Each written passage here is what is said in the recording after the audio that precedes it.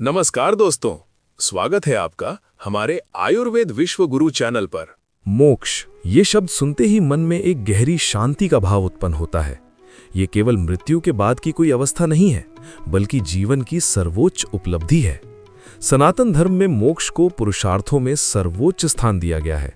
धर्म, अर्थ और काम, इन तीनों के ऊपर मोक्ष को रखा गया है, क्योंकि मोक्ष ही वो अवस्था है जहां आत्मा जन्म और मृत्यु के बंधन से मुक्त हो जाती है। आज का मनुष्य सुख की खोज में भाग रहा है, परंतु वास्तविक शांति उसे कहीं नहीं मिल रही। इसका कारण यही है कि हमने मोक्ष के मार्ग को भुला दिया है। मोक्ष का अर्थ केवल शरीर छोड़ देना नहीं है। मोक्ष का अर्थ है अज्ञान से ज्ञान की ओर जाना, बंधन से स्वतंत्रता की ओर जाना और अहंकार से आत्मबोध की ओर जाना। जब आत्मा ये जान लेती है कि मैं ये शरीर नहीं हूं, मैं ये मन नहीं हूं, मैं ये अहंकार नहीं हूं, मैं शुद्ध चेतना हूं, उसी क्षण मोक्ष का मार्ग खुल जाता है। सनातन शास्त्र बताते हैं कि मनुष्य अज्ञानवश स्वयं को शरीर मान लेता है। यही अज्ञान उसका सबसे बड़ा बंधन है। इसी अज्ञान के कारण वो सुख दुख, लाभ हानि, मान अपमान में फंस जाता है। जब तक आत्मा स्वयं को प्रकृति से अलग नहीं पहचानती, तब तक जन्म मरण का चक्र चलता रहता है। यही कारण है कि मोक्ष का पहला उपाय है आत्मज्ञान। आत्मज्ञान का अर्थ है स्वयं को जानना। ये जानना कि मैं कौन हूं, क्या मैं केवल नाम और रूप हूं या मैं कुछ और हूं। जब व्यक्ति शास्त्रों का अध्ययन करता है, सत्संग करता है और गुरु के सानिध्य में रहता है, तब धीरे धीरे ये ज्ञान जागृत होता है। भगवद गीता में भगवान श्री कृष्ण स्पष्ट कहते हैं कि आत्मा न जन्म लेती है और न मरती है। जो इस सत्य को समझ लेता है, उसके लिए मृत्यु भी भय का कारण नहीं रहती। मोक्ष प्राप्ति का दूसरा महान उपाय है कर्मयोग। मनुष्य कर्म किए बिना नहीं रह सकता। हर क्षण वो कुछ न कुछ कर ही रहा है। समस्या कर्म में नहीं है, समस्या है कर्म के पीछे छिपी हुई वासना में। जब हम फल की इच्छा से कर्म करते हैं, तब हम बंधन में बनते हैं, परंतु जब वही कर्म ईश्वर को अर्पित करके निष्काम भाव से किया जाता है, तो वही कर्म मुक्ति का साधन बन जाता है। कर्म योग हमें सिखाता है कि अपने कर्तव्य का पालन करो, लेकिन फल को ईश्वर पर छोड़ दो। जब किसान बीज बोता है, वो ये सोचकर नहीं बोता कि बारिश होगी या नहीं, वो अपना कर्म करता है। उसी प्रकार जीवन में हमें अपने कर्तव्यों को ईमानदारी से निभाना चाहिए।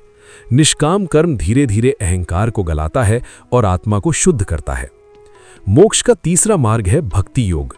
कलयुग में भक्ति को सबसे सरल और प्रभावी साधन बताया गया है। जब मनुष्य अपने अहंकार को छोड़कर ईश्वर के चरणों में स्वयं को समर्पित कर देता है, तब उसका हृदय निर्मल हो जाता है। भक्ति का अर्थ केवल पूजा पाठ नहीं है, बल्कि हर कर्म में ईश्वर की उपस्थिति का अनुभव करना है। जब कोई भक्त प्रेम से ईश्वर का नाम लेता है, तो उसका मन सांसारिक विकारों से दूर होने लगता है। क्रोध, लोभ, ईर्ष्या और द्वेष धीरे धीरे शांत हो जाते हैं। भक्ति मन को पवित्र करती है और पवित्र मन ही मोक्ष का द्वार खोलता है। शास्त्र कहते हैं कि जिस हृदय में प्रेम है, वहां ईश्वर स्वयं वास करते हैं। मोक्ष प्राप्ति का चौथा उपाय है ध्यान और साधना। आज का मनुष्य बाहरी दुनिया में इतना उलझ गया है कि उसे भीतर झांकने का समय ही नहीं मिलता। ध्यान हमें भीतर की यात्रा कराता है। जब मन शांत होता है, तब आत्मा की आवाज सुनाई देने लगती है। ध्यान के माध्यम से व्यक्ति अपने विचारों का साक्षी बनता है। वो देखता है कि विचार आते जाते हैं, लेकिन वो स्वयं उनसे अलग है। नियमित ध्यान से मन की चंचलता कम होती है। जब मन स्थिर होता है, तब ज्ञान स्थिर होता है, और जब ज्ञान स्थिर होता है, तब मोह टूटने लगता है। यही ध्यान धीरे धीरे समाधि की ओर ले जाता है, और समाधि मोक्ष का द्वार है। मोक्ष के मार्ग में वैराग्य का अत्यंत महत्वपूर्ण स्थान है। वैराग्य का अर्थ संसार को छोड़ देना नहीं है, बल्कि संसार से आसक्ति को छोड़ देना है। जब व्यक्ति ये समझ लेता है कि ये संसार नश्वर है, यहाँ का हर सुख क्षणिक है, तब उसके भीतर स्वतः वैराग्य उत्पन्न होता है। वैराग्य हमें ये सिखाता है कि उपयोग करो, परंतु आसक्त मत हो। जो व्यक्ति धन, पद, शरीर और संबंधों को स्थायी मान लेता है, वो दुखी होता है, परंतु जो उन्हें ईश्वर की देन मानकर स्वीकार करता है, वो मुक्त रहता है। वैराग्य से मन हल्का होता है, और हल्का मन ही ऊंची उड़ान भर सकता है। मोक्ष का अंतिम और सबसे गूढ़ उपाय है अहंकार का विसर्जन।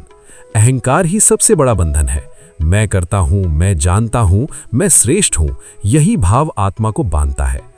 जब ये मैं गल जाता है, तब केवल वो शेष रह जाता है। यही अवस्था मोक्ष है। जब व्यक्ति ये स्वीकार कर लेता है कि सब कुछ ईश्वर की इच्छा से हो रहा है, तब वो तनाव, भय और चिंता से मुक्त हो जाता है। यही आंतरिक स्वतंत्रता ही वास्तविक मोक्ष है। अंत में इतना ही कहा जा सकता है कि मोक्ष कोई दूर की वस्तु नहीं है, वो इसी जीवन में, इसी क्षण संभव है।